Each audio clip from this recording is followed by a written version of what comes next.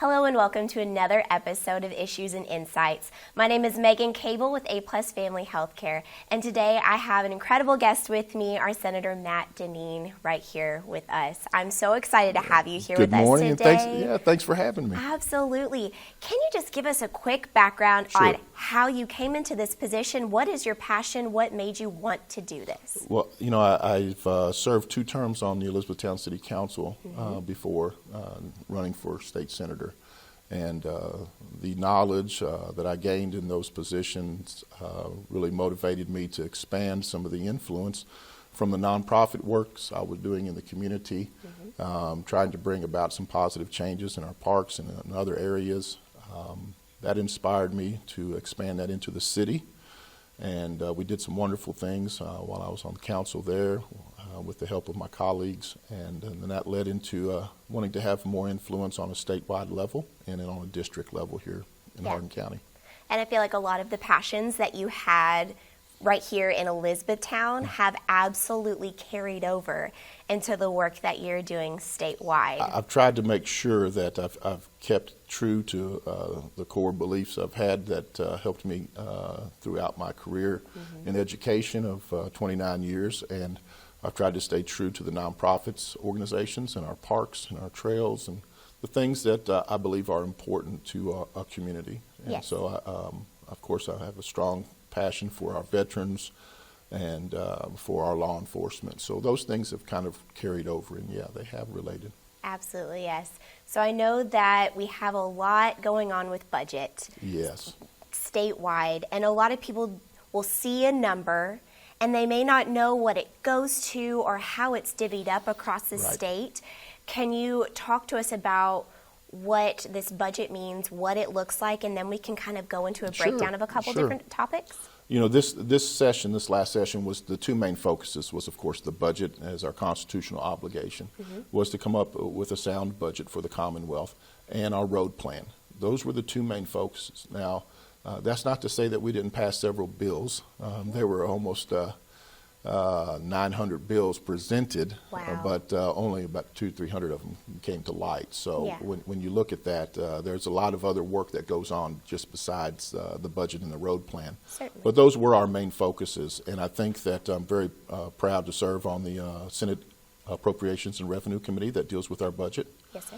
And I'm really proud of the budget that we've put together here, and I think it's an outstanding budget. It ensures that we can continue to move towards an income reduction and tax reduction in the years ahead, and it ensures that we have some safety measures in place. So, and I think there's something in there for everyone. And I think across the Commonwealth, all 120 counties will benefit from this budget. Yeah, and you talked about 900 bills hitting the state floor and how many were passed. Talk to me about some of the bills that you've had a hand in that you've brought to the floor, your first and your second year. Well, I'm very excited to participate and have the confidence of my colleagues. Yes. In the first session, I was able to pass 3 bills unanimously, not one no vote, not from Democrat or Republican, not in the House or the Senate. So I'm very proud of that record. Yes.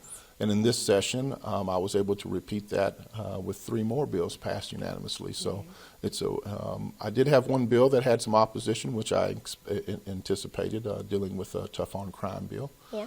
But nevertheless, all of my 7 bills that I have brought forward have been passed into law. So I'm very, very excited, and I hope that that effectiveness is a true example and representation of the people of Hardin County. Yes, I agree. And that's incredible work to be done. Thank you. Of course. And so we're looking at a pretty large number whenever it comes to our state budget, and a lot of focus, at least locally, has been on education. True. Can you talk to me about the budget that is going towards education and what that is looking like for teachers and education community? Absolutely. You know, this is the largest investment in public education since CARA, since 1990. Wow. So this was a historical investment into education. Yes. 50% of our budget, state budget, goes to education. And a lot of people don't realize that, but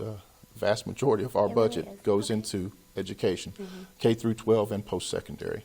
combined. But locally, I'm very pleased to say that we increased HCEC funding by 9%. That will translate into the districts and hopefully into our teachers' raises. That gives our local boards the decisions they need to make locally to give those raises. But we have also invested in the teacher retirement plan, and now we're investing almost $2 billion into the teacher retirement plan. Good. And, That's good. you know, we have a teacher shortage, and we're all very well aware of that. So we want to incentivize on the front end also teachers coming into the profession.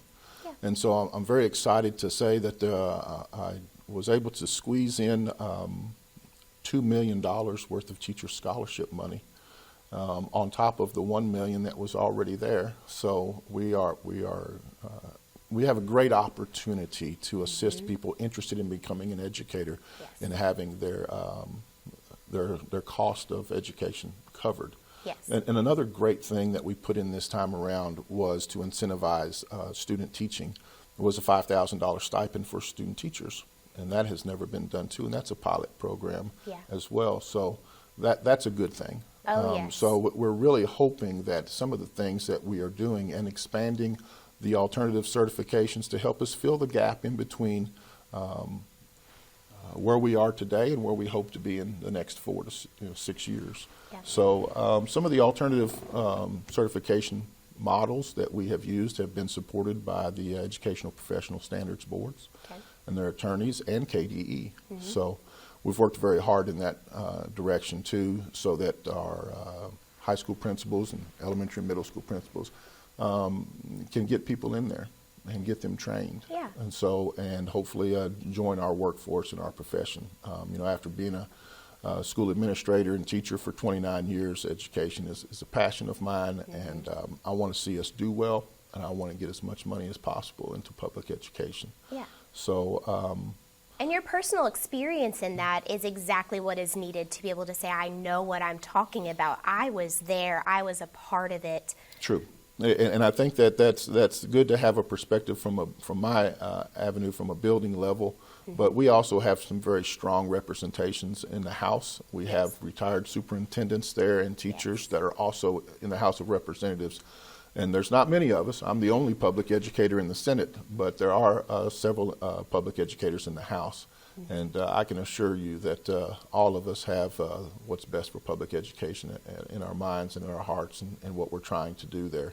It's a heavy lift, and sometimes, but there are people in Frankfort that are working very hard for public education. And, but I'm excited to say that on a higher level, on a post-secondary level, ECTC, we were able to award them with $44 million to expand their vocational technical training center, and $5 million to expand their culinary arts program. Which is incredible right here in Elizabethtown. That's and right. We know so many people in surrounding counties come out here to ECTC too. That's so right. That's a big deal for not only Hardin County, but surrounding counties. And we just invested $25 million into the new training facility out at the Blue Oval SK plant. That was the ribbon cutting was just the other day. So we're also very excited about those investments as well. So I think when you look at it from a overall picture, we are investing in work-ready scholarships, dual credits for high school students, so that they can come out already have a leg up in savings.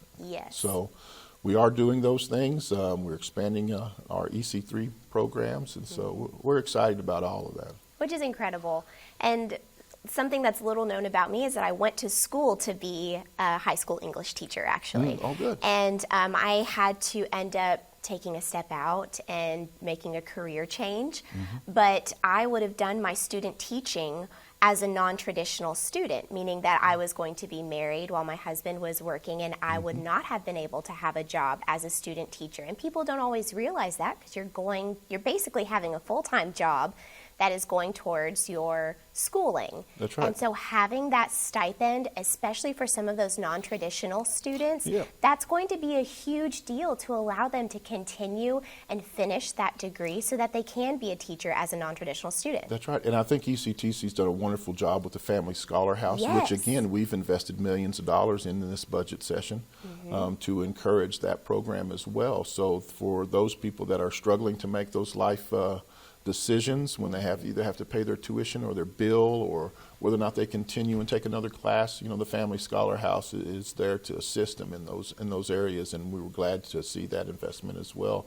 And in another area that public education, I'm excited to say that we are investing in the transportation side of things. In years past, we were around 65-70% of funding for public education, and in the first year of this biennium budget, we will be at 90%, which will be a 20% increase, and in the second year, we will bring that up to 100% coverage. So that, overall in the biennium, that's a 30% in savings for our local districts. Wow, that's awesome. So we're excited about that too. A lot of good work being done in education. There is, and there's always room to improve, and there's always room to do more. But this is a wonderful start, and I think that we're on our way to making some good decisions in the future. We have to start somewhere. That's right. And we're making the changes. That's awesome. right.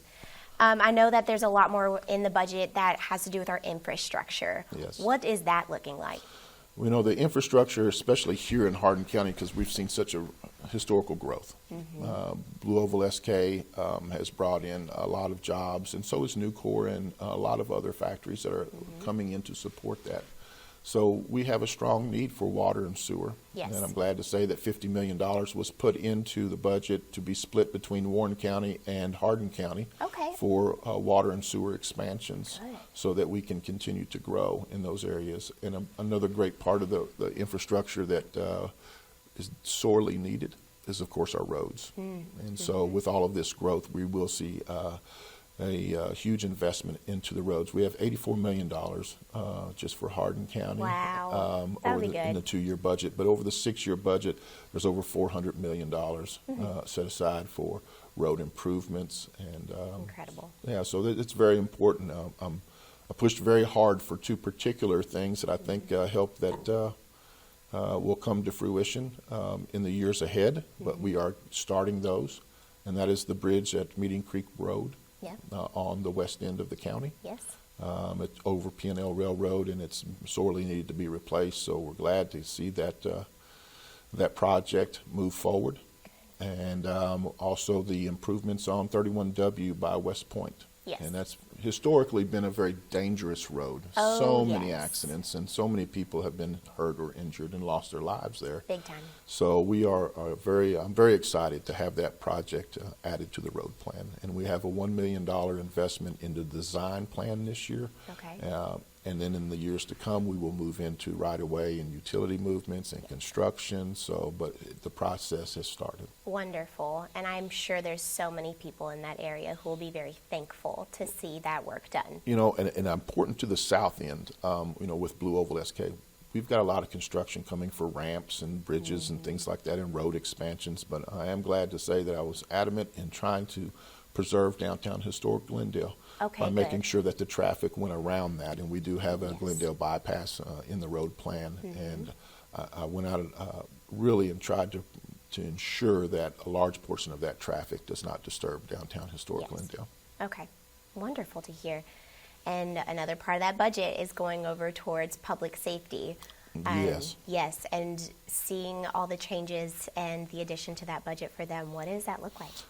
Public safety, of course, is one of our number one top priorities as legislators. We want to make sure that we have investments in law enforcement. So we have $50 million invested into a new police training facility in Madisonville, and we have lots of money invested into body cams and to armor and to training 150 state troopers in the coming years. So we are very well invested in public safety, and I look forward to those improvements as well.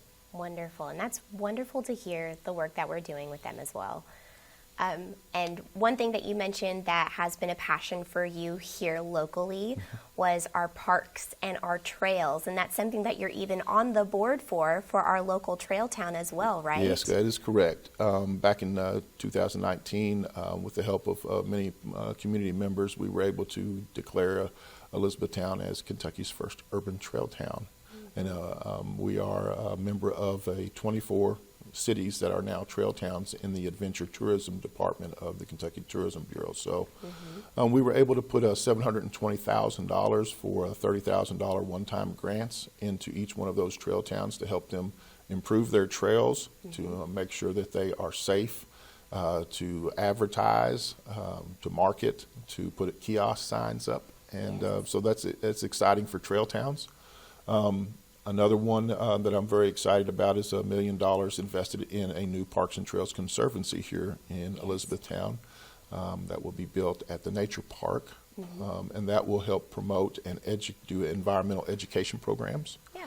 And it will also help promote all of our tourism related to trails in central Kentucky, so including Mammoth Cave, Saunders Springs, and Fort Duffield, and all of the trails that Green Space manages, over 40 miles or 30 miles of trails. So all of that will be on display there in the coming years, and so we're excited about that investment. And we put $2 million into the Kentucky Land Trust Fund that hasn't been funded in about a decade. And so they'll buy land for nature preserves and expanding our state parks. Yes. So, those are some really good investments, I think.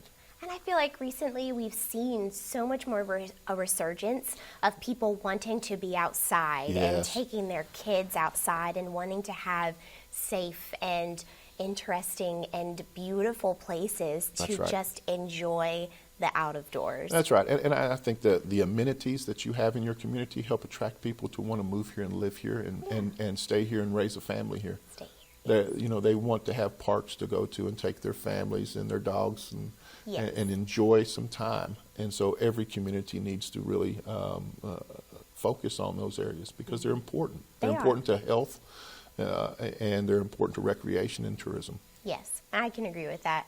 My dad actually went to school for horticulture, and so he enjoys taking my son outside and going through every different flower and plant and tree and describing what they are and giving the real terminology for it. That's right. And so I think it's not only giving opportunity for us to spend outside, but to spend time with the people we love outside. Right. And so it's more than just having a nice space. It's the time that we can spend with our families. I think right? you're right on it, right on point there. I think when you can set down technology for just a little bit and go out and enjoy your park that's close to your home or within your community or within a driving distance of your community, it also helps save you money on these longer vacations, and you can enjoy things right close to home, right here.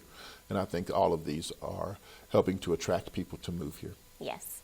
And one thing that I grew up in Radcliffe and right up in that north end, right against Fort Knox, the veteran community that up there is so precious and so absolutely important.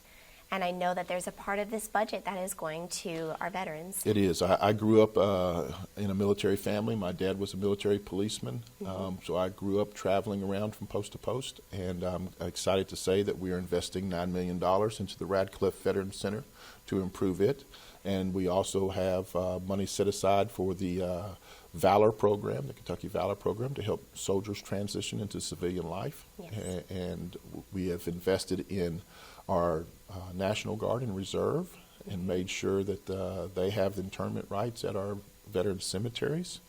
And, we've also set aside $2 million for USA Cares. And I think that's important, as sometimes our military families struggle when they do come out of the service. And sometimes they need a little help. And I think USA Care is there to work to prevent the large suicide rate among our veterans, as well as helping them transition. So there's been some historical investments there for our veterans. And as co-chair of our Veterans and Military Affairs Committee in the Senate, I'm very glad to see these investments. Absolutely, yes. And understanding that mental health is so important. That's and right. Investing in things that can help our veterans and to love on them and show them their appreciation, but also understanding that their physical health and their mental health are so important. And we can thank them as much as we want, but if we don't put that budget behind it, That's right. and make sure that the opportunities are there for them to be cared for, especially once they come home from combat. That's right. We It's have a incredible large veteran population here in Hardin County Yes, we because of do. our relationship with Fort Knox. And I'm just so glad that we are not only valuing these members of our community and thanking them, but we are also investing in their care. Yes. And as you said, the mental health side of things is very important, and we are investing in that. Which is incredible to see. And as someone who has made my own mental health a priority in my life, I can appreciate that we're doing that for more members of our communities so that we can lift each other up, take care of each other, because right. like you said before, we're all puzzle pieces together. That's right. And we are all pieces of our communities, whether local or statewide or national. It's important for us to take care of each other, and I think the work that you are doing right here, even just with our budget, you are making strides, and you're taking care of the people in a place that you call home. Well, thank you so much. It's an honor to serve the people of Hardin County and Southern Jefferson, and I'm blessed every day to do the work that I'm doing on their behalf, and I look forward to the next session. Wonderful. We appreciate you, and thank you for the work that you do. And I thank you for the work that you do here. So thank you for helping us get the news out to our community, and I'm so glad to work with you. I've worked with your father in years past, and it's such a pleasure to work with you as well. Yes, sir. Thank you so much. Thank you all so much for tuning in to Issues and Insights and spending this time with us. We hope you have a great day.